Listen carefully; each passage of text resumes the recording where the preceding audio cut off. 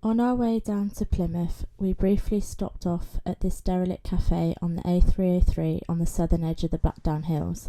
Every summer as a kid, I remember me and my parents driving past this building, which was always bricked up with seemingly no way in. I do, however, have one vague memory when I was really little of this place being open as a cafe stop for tourists, and it had an adjoining garage and petrol station where my dad used to stop and refuel. And as you will see in this video, the pumps have since been removed. Hello?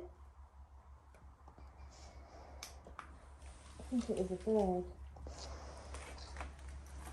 Look how old that couple is. Yeah, it's nice, isn't it? Don't worry, babe. Let's do this quickly.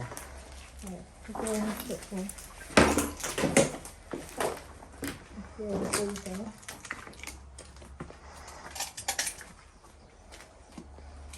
Easier. So this would have been like a little hatch. Yeah. Hatch through it.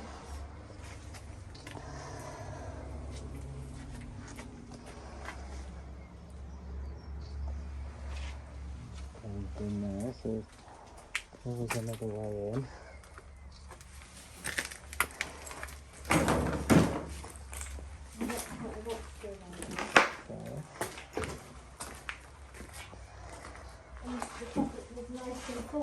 In the windowsill. Yeah, I saw that. Right, we're going here first, so.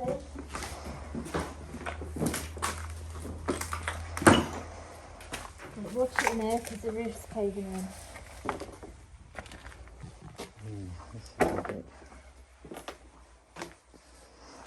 smell dodgy. It's really collapsing, isn't it? Look, it's still got curtains up there, look. Yeah. Just feel very You have to careful be with that. careful when you go upstairs in that room. Yeah. That's very dodgy.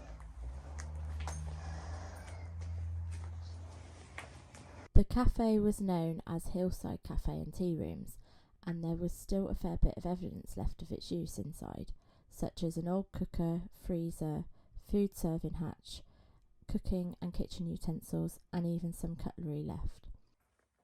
We even found an old retro Silver Cross high chair from the 1970s, which was pretty cool to see. I don't remember ever going inside the cafe itself, and so it was a bit difficult to understand the full layout downstairs, apart from the kitchen and what would have been the seating area with the wooden oak beams. Moving into the next room, we're not sure whether this area would have been open to the general public or not, as there was some stairs leading up to what was accommodation, but figuratively for the staff, as this place was never known to be a B&B. The room where we were in was pretty trashed, with lots of loft insulation and ceiling pieces hanging down. From memory, this place must have closed down in the late 90s approximately.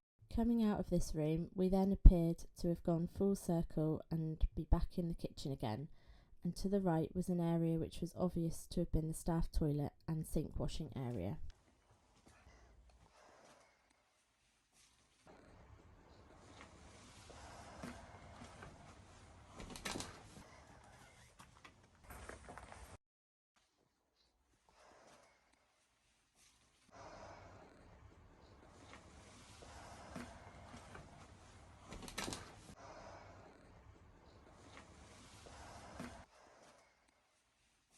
This is his toilet for the staff in there. Yeah.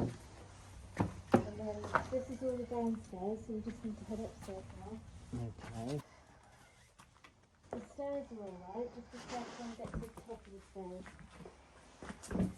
There's loads of floorboards and everything. Yeah.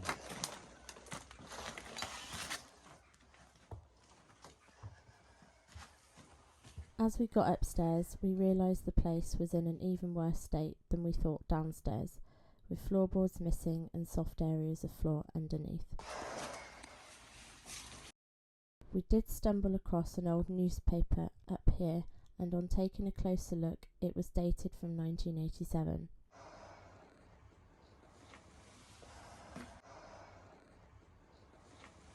We then carried on across the landing, and the first room was just basically inaccessible, with mattresses just piled in the centre of the room, and again no floorboards, so not even safe to try and enter anyway.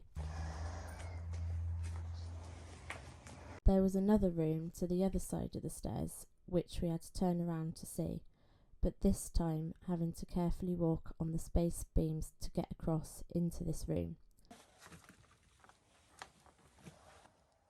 We didn't go very far into this room though, as it was only small, pretty bare, and the floor felt spongy underneath us.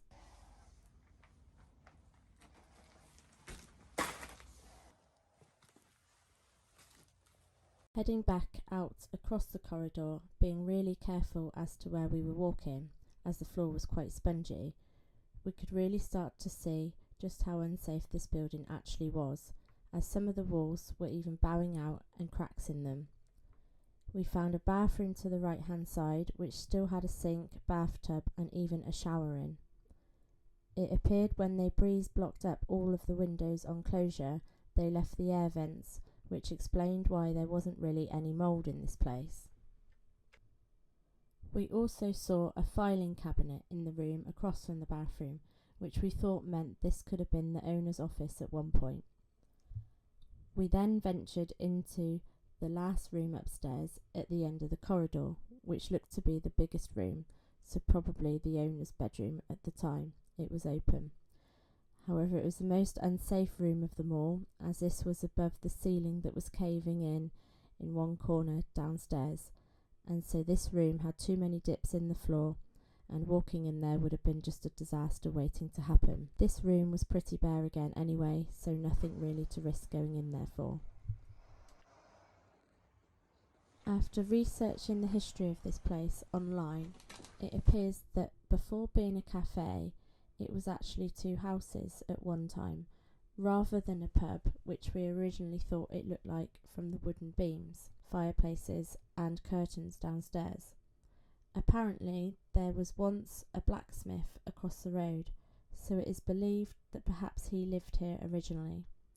However, we couldn't find any factual evidence online to back this up, or as to what year this place was built or even converted into a cafe.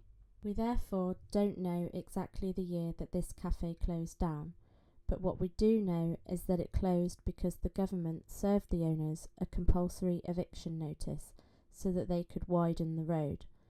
However, this never actually happened.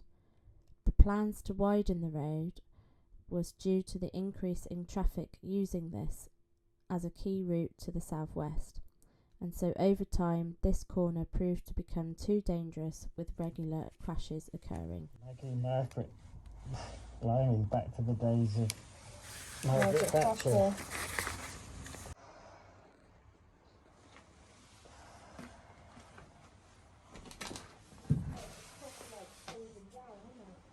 Yeah.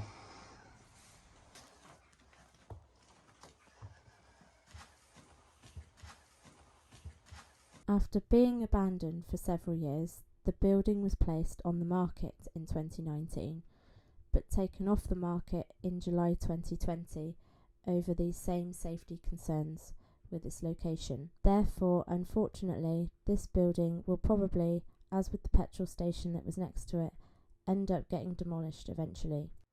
Pretty crazy. The best part about the place is that bathroom, that high chair, that's retro, That is, yeah. and the cooker in the kitchen. Yeah, and lovely curtains. It looks... I don't know what that was there. I don't. No.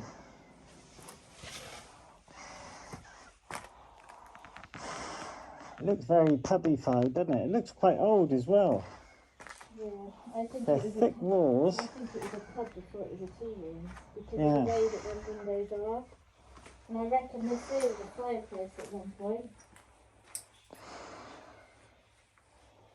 I'm not sure that was a fireplace. That is there though. That there is, yeah. But it's got them beams like a proper old country pub, Yeah, hasn't it? it has, yeah. But it wasn't a pub when it shut down, it was a tea room.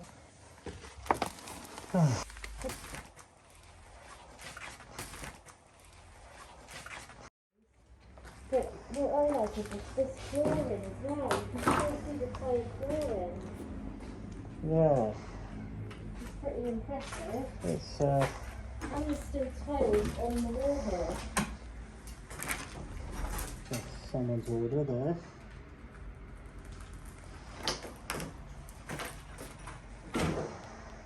There's a food safety regulation bit. It's good, isn't it? And the boiler's still here, which I'm surprised Yeah. at, because normally Jippos would be in and take that. And there's still the paper plates. And a Italian cookery cooker. And the nut cooker's old school. It is old school, isn't it? Very old school.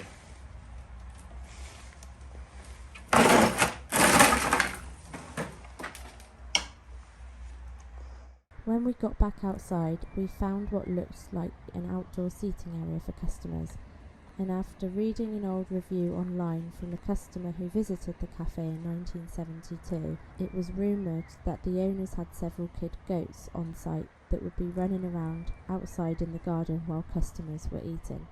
This is something which you totally wouldn't get away with nowadays.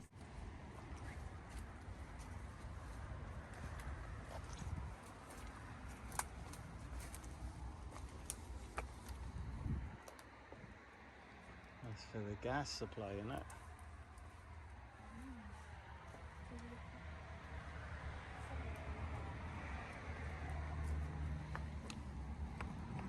I think that's just into the...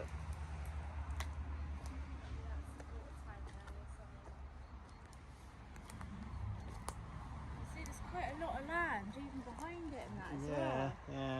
And then there was that petrol station. What's that now?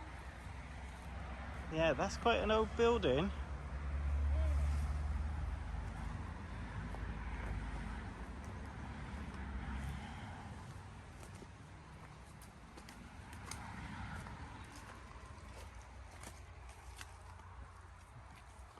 Old quaint building. Look, this would have been a little cafe. Yeah. Yeah, you can just make out it says Hillside Tea Rooms. Hmm.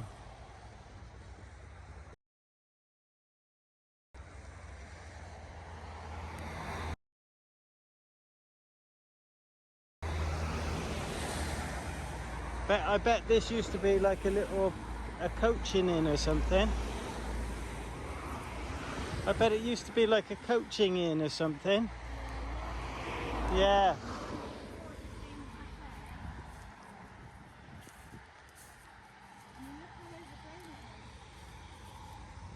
Yeah, it's really overgrown, isn't it? Hey? Yeah. That was the petrol station bit, because you can see that would have been. Yeah.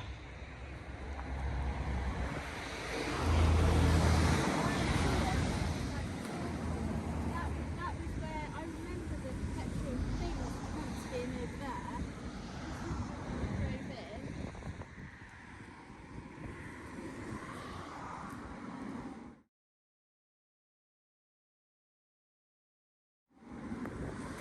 Yeah, you can see where they took the pumps up. See, down there as well, the as well. Yeah.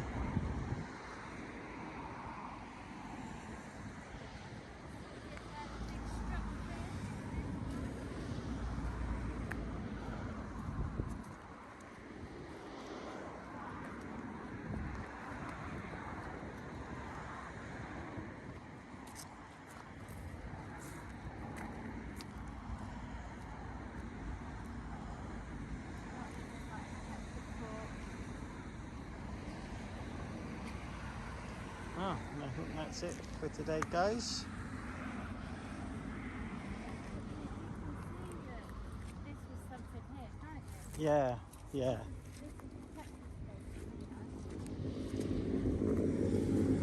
Smells a bit sewery, doesn't it?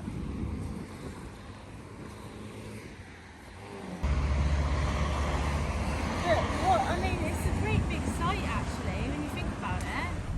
So finally got in this place after all them years trying and wanting to get inside and see what it looked like.